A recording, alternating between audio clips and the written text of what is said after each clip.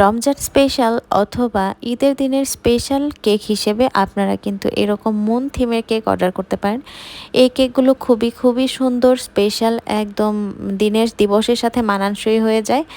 আর এই কেকটা অর্ডার করেছিল রমজান সেলিব্রেট করতে, একজন আপু নিয়েছিল ইফতারের জন্য। আচ্ছা, তো এই কেকটা ছিল 1 পাউন্ডের, ভ্যানিলা ফ্লেভার। এটা আমি 7 ইঞ্চি মোল্ডে বেক করে নিয়েছি। আর একটা কুকি কাটারের সাহায্যে আমি যে মুন থিমটা শেপটা করব সেটা এভাবে করে নিয়েছি, যেহেতু সামনের অংশে আমার একটা গোল কেক থাকবে। এখন যে সাইডের এই অংশটুকু আমি একটু কেটে নিচ্ছি, কারণ এই অংশটুকু কিন্তু খুবই পাতলা, যার কারণে এটা কিন্তু ডেকোরেশনের সময় সুন্দরভাবে ডেকোরেশন করা যাবে না। তো আমি আমার শেপ মতো ভালো মতো কেটে তারপর কেকটাকে 3টা স্লাইস করে নিচ্ছি। কেকটা কিন্তু খুবই সফট আর স্পঞ্জি ছিল। এখন কেকের প্রত্যেকটা লেয়ারে ভালো মতো ক্রিম দিয়ে ক্রাম কোট করে নিব। আর অবশ্যই কেকের মধ্যে কিন্তু সুগার সিরাপ তো দিতেই হবে পরিমাণ মতো। ক্রাম কোট করে আমি এটাকে ফ্রিজে রেখে দিয়েছি। এর মাঝখানে আমি যে ছোট গোল কেকটা ছিল সেটাকেও ক্রাম কোট করে নিয়েছি। তারপর মুন থিমের এই কেকটাকে বের করে এখন এটাকে হচ্ছে ব্লু কালার ক্রিম দিয়ে একটু ভালো মতো ফিনিশিং করার চেষ্টা করছি। এরকম ক্রিমে এরকম কেকে কিন্তু আসলে ফিনিশিংটা করা খুব টাফ। ওই যে মাঝখানে ভিতরের অংশটুকুতে, বাইরের অংশটুকু সুন্দর মতো করা যায়। আর এই কেকটা আমার খুবই তাড়াহুড়ার মধ্যে করতে হয়েছিল। আমি বাড়িতে গিয়েছিলাম, বাড়ি থেকে এসে তারপর তাড়াহুড়া করে আমি এটা করেছি, ওই দিনই দিতে হয়েছে। তো এই তো আমি কোনো রকম ফিনিশিং দিয়ে তারপর হচ্ছে ওপরে 6B এর চাইতে একটু ছোট নজেল, সেটা দিয়ে এভাবে একটু রাউন্ডে বর্ডার করে দিচ্ছি।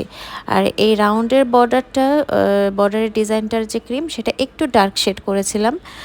যেটা হচ্ছে বেজের ক্রিম ছিল সেটা একটু লাইট ব্লু কালার ছিল, আর এটা একটু ডার্ক করেছিলাম দেখার সৌন্দর্যের জন্য।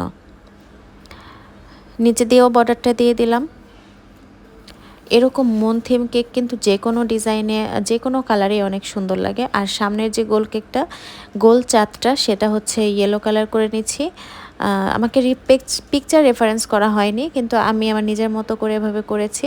এটাকে একটু ভিনটেজ ডিজাইনের মতো করতে চাচ্ছি, ইয়েলো কালার মুনটাকে। এই কেকটা কিন্তু খুবই কিউট ছিল, ছোট্ট ছিল একেবারে। এখন সাইডের যে অংশটুকু এটুকুতে আমি একটা মিডিয়াম সাইজের স্টার নজল দিয়ে এভাবে ডিজাইন করে নিচ্ছি, আর ভিনটেজ ডিজাইনটাকে ছোট্ট একটা নজল দিয়ে এভাবে করে নিলাম। এইটুকু। আর নিচের যে ডিজাইনটা সেটা আমি বোর্ডে ট্রান্সফার করার পর করব। এই কেকটা সেট করার পর যদি আমি ওঠাতাম তাহলে আরও ভালো করে ওঠাতে পারতাম, যেহেতু আমার সময় ছিল না।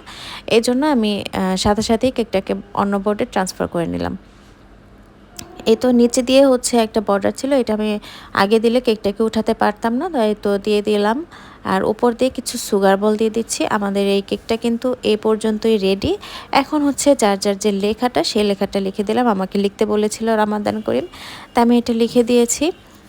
এই কেকটা করার পর কি যে স্নিগ্ধ লাগছিল। আপনাদের কাছে কেমন লাগলো অবশ্যই জানাবেন, আর ভালো লাগলে শেয়ার করবেন।